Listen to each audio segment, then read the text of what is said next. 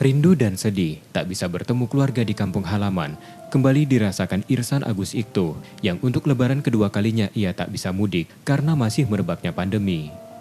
Larangan mudik lebaran tahun ini membuat pria yang bekerja di kota Palembang patuh dengan menunda mudik lebarannya. Meski kerinduan yang berat pada keluarga terlebih saat lebaran, dengan kesadaran dan lapang dada, Irsan memilih tidak mudik untuk mengantisipasi meluasnya penyebaran COVID-19 pada keluarganya. Mengobati rasa kangennya, Irsan memilih bersilaturahmi dengan sanak keluarganya melalui panggilan video. Untuk tahun ini masih memilih untuk tidak mudik dulu sama seperti tahun yang lalu karena seperti anjuran dari pemerintah untuk tidak dulu melakukan mudik di tahun ini sama seperti tahun kemarin.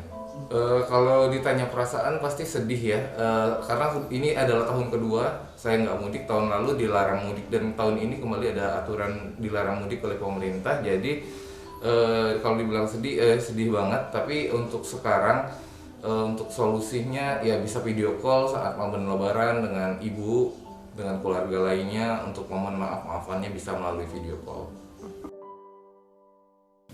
Irsan sangat berharap pandemi COVID-19 segera berakhir, sehingga ia dan banyak warga perantau lain dapat kembali bertemu keluarga di kampung halaman tanpa khawatir dengan panggebluk. Nur Muhammad, Kompas TV, Palembang.